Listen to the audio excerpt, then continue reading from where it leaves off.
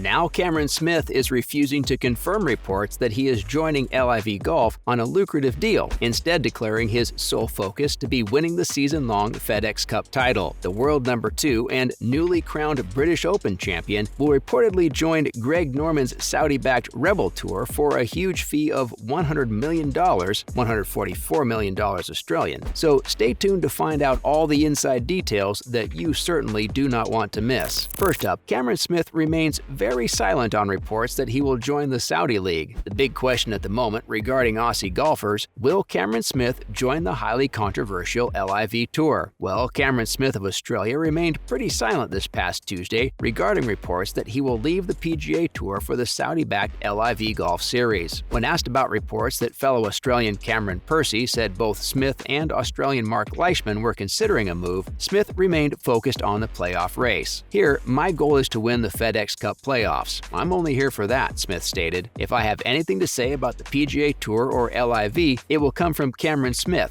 not Cameron Percy." Another report that Smith had already signed with LIV sparked more speculation about something else. Smith stated that he plans to compete in next month's President's Cup, which will pit a group of non-European internationals against the United States at Quail Hollow in a PGA Tour-organized event. That event comes after LIV Golf events in Boston and Chicago next month, which Smith couldn't attend without being barred from competing in the team event by the PGA. But what do you think? Is the Aussie joining and just not ready to receive the backlash? Or was Percy simply throwing his name under the bus for no reason? Next up, a federal judge in the United States has told 3 LIV golf stars, including Australia's Matt Jones, that their PGA Tour bans will stand. A federal judge denied 3 LIV Golf Series players' request for a temporary restraining order to allow them to compete in this week's U.S. PGA Tour FedEx Cup playoffs. The U.S. District Court Judge Beth Labson Freeman issued the decision following a hearing. Now all 3 were suspended by the PGA Tour after competing in the inaugural event of the Saudi-backed LIV Golf Series in June. The decision upheld the ban. However, LIV golf players could not demonstrate irreparable harm because they will be permitted to compete in LIV golf events when they resume next month in Boston. Now, the 3 players in question include Jones, Gooch, and Swafford, who were also among the 11 LIV golf players who sued the PGA Tour for antitrust violations. Some Memphis players predicted a hostile reception for LIV golfers if they were allowed to tee off after leaving for bigger prize money and trying to knock PGA players out of their own playoffs. And it seems other pro golfers have actually agreed and congratulated the judge for not letting these players play and maintaining the ban. Rory McIlroy praised the judge's common-sense approach in preventing 3 LIV rebels from competing in the PGA Tour's end-of-season playoff series. McIlroy admitted that there is resentment among Tour members towards those who have taken to the courts in an attempt to remain in that dominion while also competing in the Saudi Arabia-backed LIV series. On a similar note, Justin Thomas, who, like McIlroy, is a staunch supporter of golf's traditional ecosystem, expressed his feelings in more straightforward terms. "Those guys were given the opportunity to just go play," the world number 7 said. "You can have your cake and eat it, but you don't have to eat it. They also got their fair share of a massive amount of cake. Eat it on your own terms. You are not required to bring it on our tour." Speaking of the LIV golf tournament, CEO Greg Norman is planning on starting an Asia tour, including tournaments held in Australia. Here's what you need to know. So what if we told you that this highly controversial Saudi-backed golf league will be making its way into Asia and Australia? Do you think it's a good idea? Well, according to various sources, the Startup Series intends to bring 2 international series events, a lucrative mini-series on the Asian Tour, to Australia, in addition to the LIV Golf League event in Sydney in April. It means that LIV golf recruits like multiple major champions Brooks Koepka and Dustin Johnson will be able to compete in multiple events while in Australia. LIV Golf, whose CEO is Australian Greg Norman, partnered with the Asian Tour last year. The Asian Tour established the 10-tournament international series to ensure qualifying spots in the top flight of LIV Golf's $25 million events. However, the dates and locations of the 2 international series tournaments in Australia are currently unknown, but they are expected to provide additional incentives for Australian players to join the circuit. The lure for those golfers would be the opportunity to compete in several tournaments in their home country, in addition to the Australian Open and Australian PGA Championships, both of which are sanctioned by the DP World European Tour. While the LIV Golf League event in Sydney in April will feature 48 of the world's best players divided into 12 franchised teams, the International Series will feature a mix of Asian Tour regulars, many of whom are Australian golfers, as well as some LIV golf stars. Last month, month, a press release stated that major LIV players would be signed to compete in a variety of different international series tournaments slated for next year. LIV Golf announced last month that Australia is one of the countries in its expansion plans for next year. This was accomplished through an announcement that revealed an increase from 8 to 14 tournaments in 2023, as well as a name change from LIV Golf Invitational Series to LIV Golf League. Now, LIV Golf, which is primarily funded by the Saudi government's Public Investment Fund, announced an increase in total prize money of $180 million to $405 million US.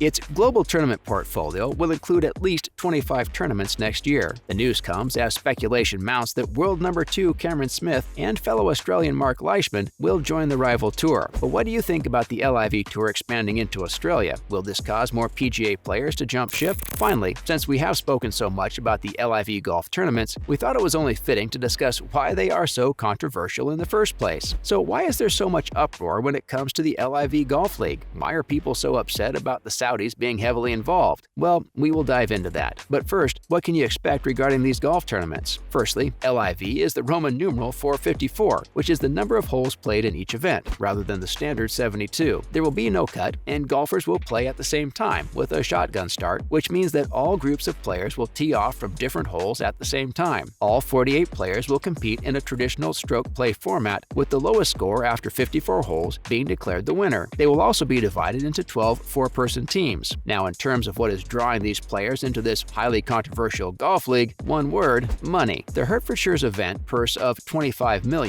million pounds, is the largest in golf history. So why is this golf league so controversial and is causing so much uproar among the public? If you weren't already aware, Saudi Arabia and their government have a long history of being brutal and heartless, so it's no wonder golf fans are so upset. First, the country is accused of having an appalling human rights record. For example, the PIF, Public Investment Fund, which is funding the LIV Tour, is led by Saudi Crown Prince Mohammed bin Salman, who allegedly ordered the brutal, completely unnecessary murder of Washington Post journalist Jamal Khashoggi back in 2018. Additionally, he and his team also announced the mass execution of 81 men in March this year for terrorism and other offenses, such as holding deviant beliefs. Also last year, a 20-year prison sentence for satirical tweets criticizing the authorities was upheld for Saudi aid worker Abdul Rahman al-Sadan. Furthermore, according to online reports, women in Saudi Arabia continue to face serious discrimination in marriage, divorce, inheritance, and child custody, and there is also substantial evidence that lesbian, gay, bisexual, and transgender people are frequently arrested in the kingdom. So as you can see, there are a lot of unethical and brutal kinds of behaviors happening in Saudi, and many criticize the LIV Tour for simply using their money without considering where it all came from: blood money. Now, golf is not the only sport under scrutiny because of its ties to Saudi Arabia, so what other sports have been connected to the Saudis? What many don't know is that Newcastle United was purchased for £300 million in October, with Saudi Arabia's PIF owning a massive 80% stake. Additionally, Formula One driver Lewis Hamilton has previously expressed reservations about competing in the Saudi Grand Prix due to concerns about their human rights in the kingdom. There was also a lot of criticism of Anthony Joshua's decision to fight Andy Ruiz Jr. for the world heavyweight title in Saudi Arabia in 2019. And there you have it, everything you need to know about the Aussie golfer Cameron Smith and why he is deciding to remain silent when it comes to him potentially joining the LIV golf tournaments. Make sure to let us know your thoughts, and as always, thanks for watching.